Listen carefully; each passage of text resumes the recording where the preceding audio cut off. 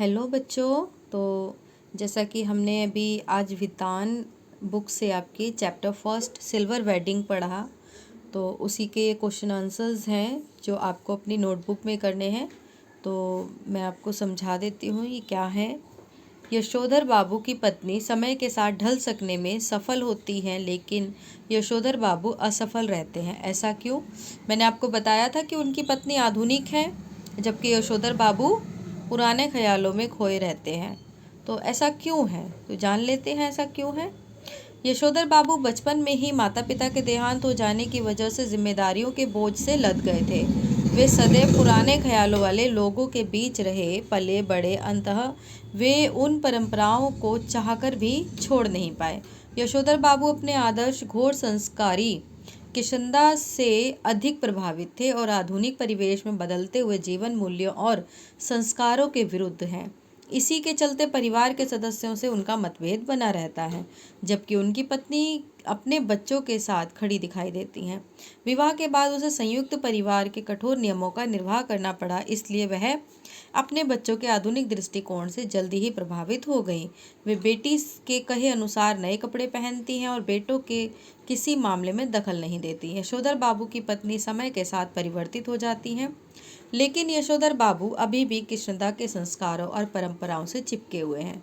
वे बदलते समय को समझते तो हैं, किंतु पूरे मन से स्वीकार न कर पाने के कारण असफल रहते हैं। मैंने आपको बहुत अच्छे से ये चीज़ बताई थी कि उनकी जो पत्नी होती है वो आधुनिक हो जाती है, मॉडर्न हो जाती है, लेकिन यशोधर बाबू उन मूल्यों को जो है नहीं अपना पाते हैं। नेक्स्ट क्वेश्चन देखते हैं। पार्ट में जो हुआ होगा वाक्य की आप कितनी अर्थ छवियां खोज सकते हैं। मैंने आपको बताया था जब कृष्णदा की जब मृत्यु हो जाती है और यशोधर बाबू उनके रिश्तेदारों से पूछते हैं कि उनकी मृत्यु का कारण क्या रहा, तो वो कहते हैं कि जो हुआ होगा। तो जो हुआ होगा वाक्य पाठ में पहली बार तब आता है जब यशोधर बाबू कृष्णदा के जाति भाई से उनकी मृत्यु का कारण पूछते हैं। उत्तर में उन्होंने कहा जो हुआ होगा, यानी पता नहीं।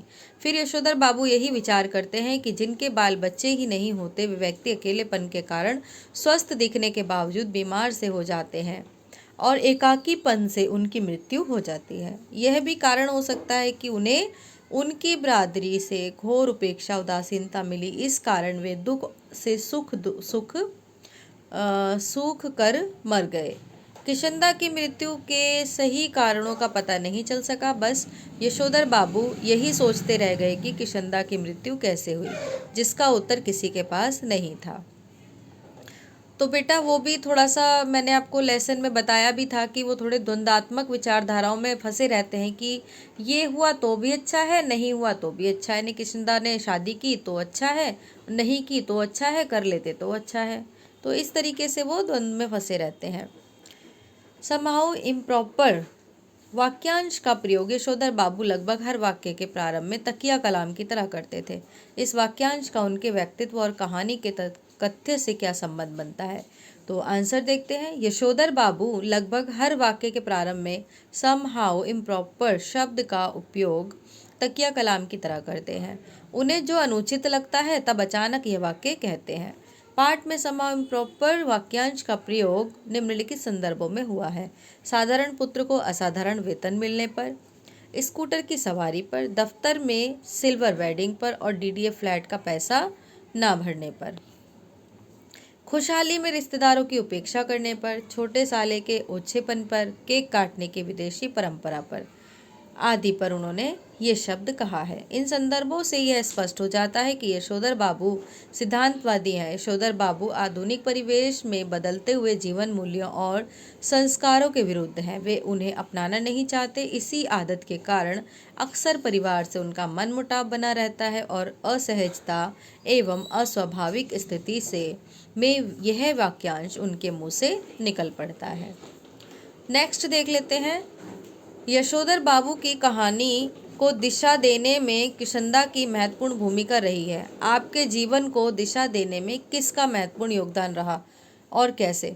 यशोधर बाबू की कहानी को दिशा देने में किशंदा की महत्वपूर्ण भूमिका रही। देखिए बेटा, तो आपके जीवन में किसने क्या भूमिका निभाई, इस प्रश्न का आंसर आप स्वयं लिखेंगे। ओके, जिसने भी जो भी भूमिका आपके जीवन में निभाई हो, जो भी आपकी कमज़ोरी उन्होंने पकड़ी हो, उसे दूर किया हो, उनकी वजह से आपका कुछ भी हित हुआ हो, तो इसका आंसर आप स्वयं लिखेंगे।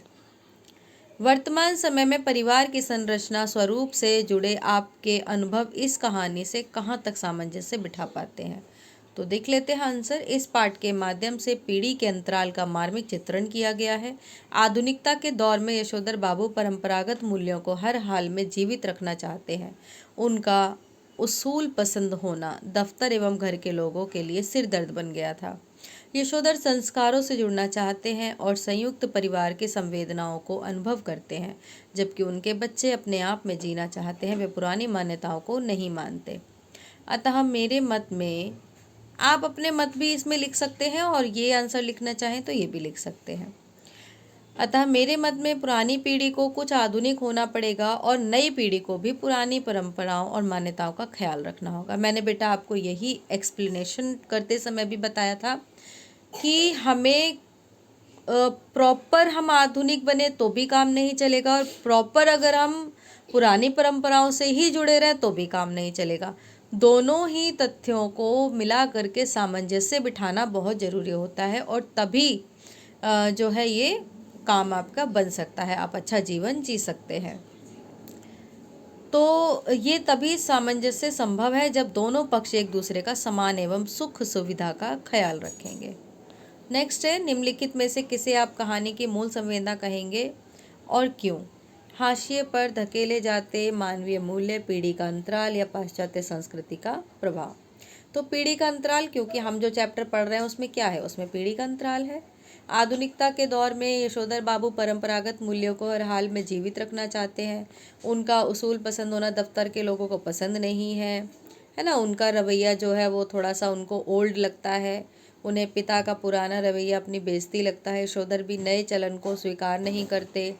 तो इस तरीके से दोनों में द्वंद्व चलता रहता है। सांस्कृतिक सामाजिक संरक्षण के लिए स्वस्थ परंपराओं की सुरक्षा आवश्यक है, किंतु बदलते समय और परिवेश में इनकी उपेक्षा नहीं की जानी चाहिए।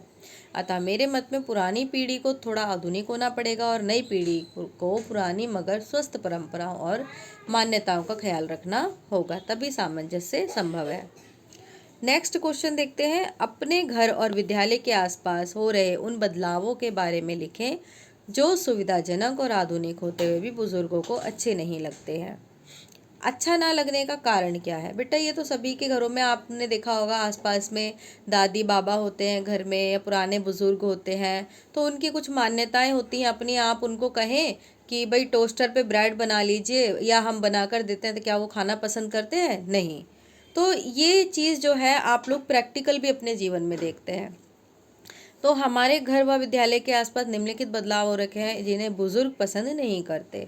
घर से विद्यालय जाने के लिए साइकिल एवं मोटर का इस्तेमाल, लड़कियां लड़कों का एक साथ पढ़ना मिलना जुलना, युवा लड़कों और लड़कियों द्वारा अंग प्रदर्शन करना, देर रात तक पार्टियां करना, दिन भर कंप्यूटर इंटरनेट और मोबाइल का इस्तेमाल, ये सारी चीज़ें बुज़ुर्गों को पसंद नहीं आती। बुज़ुर्गों को ये सब अच्छा नहीं लगता, क्योंकि जब वे युवा थे उस समय संचार के साधनों की कमी थी। संयुक्त पारिवारिक पृष्ठभूमि के कारण वे युवावस्था में अपनी भावनाओं को काबू में रखते थे तथा अधिक जिम्मेदार थे। आधुनिक परिवेश के युवा बूढ़ों के साथ बहुत कम समय व्यतीत करते हैं, इसलिए सोच एवं दृष्टिकोण में अधिक अंतर आ गया है। युवा पीढ़ी की यही नई सोच बुजुर्गों को अच्छी नहीं लगती। देखिए बेटा, पहले क्या होता था ना, बच्चे कितने भी बड़े हो जाते थे, लेकिन जब उनके घर में उनके बुजुर्ग रहते थे, चाहे वो कितनी भी उम्र के क्यों ना हो, वो बुजुर्गों के पास काम से आते हुए बैठते थे, उनसे उनके हालचाल पूछते थे, खाना पीना पूछते थे, कुछ देर वहाँ व्यतीत करते थे। तो क्या था, उन लोगों में संस्कार बने हुए थे, यानी सामंजस्य बना हुआ था कि एक दूसरे की चीज़ों को जानते थे। आज क्या है, आज के युग में क्या है, जो लोग वर्किंग होते हैं, बाहर से आए फटाफट भाई अपना अंदर चले गए, चाय पी ली, माता पिता को खाना दे दिया, दिया तो ठीक, नहीं दिया तो ठीक। कुछ बहुत ही कम लोग होते हैं जो उनके साथ बैठकर बातें करना पसंद करते हैं।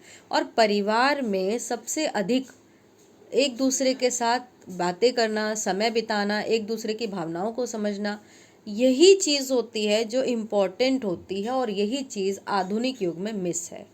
तो वो चीज़ जो है बुजुर्गों को पसंद नहीं आती। यशोधर बाबू के बारे में आपकी क्या धारणा बनती है? दिए गए 3 कथनों में से आप जिसे समर्थन में है अपने अनुभव और विचारों अनुभव और सोच के आधार पर उसके लिए तर्क दीजिए। तो यशोधर बाबू के विचार पूरी तरह से पुराने और वे सहानुभूति के पात्र नहीं है। यशोधर बाबू में एक तरह का द्वंद्व है जिसके कारण नया उन्हें कभी कभी खींचता तो है पर पुराना छोड़ता नहीं, इसलिए उन्हें सहानुभूति के साथ देखने की ज़रूरत है। यशोधर बाबू एक आदर्श व्यक्तित्व है और नई पीढ़ी द्वारा उनके विचारों का अपनाना ही उचित है। तो बेटा आपको देखिए लाइन पढ़कर ही समझ में आ रही है, क्योंकि हमने स्टोरी को काफ़ी अच्छे से समझा है कि ख इसका जो राइट आंसर सही होगा कि यशोधर बाबू में एक तरह का द्वंद्व है जिसके कारण नया उन्हें कभी कभी खींचता तो है पर पुराना छोड़ता नहीं, इसलिए उन्हें सहानुभूति के साथ देखने की ज़रूरत है। यशोधर बाबू जैसे लोग साधारणतः किसी न किसी से प्रभावित होते हैं। जैसे यशोधर बाबू कृष्णदास से थे। ये परंपरागत ढर्रे पर चलना पसंद करते हैं तथा बदलाव पसंद नहीं करते, अतः समय के साथ ढलने से असफल होते हैं। मेरे दादाजी भी पुराने विचारों से प्रभावित हैं। ये बेटा एक एक्सपीरियंस लिखा गया है, आप लोग अपना एक्सपीरियंस लिख सकते हैं इसकी जगह पर, ठीक है। तो क्योंकि पूछा गया है कि अपना भी तर्क इसके आधार पर देना है।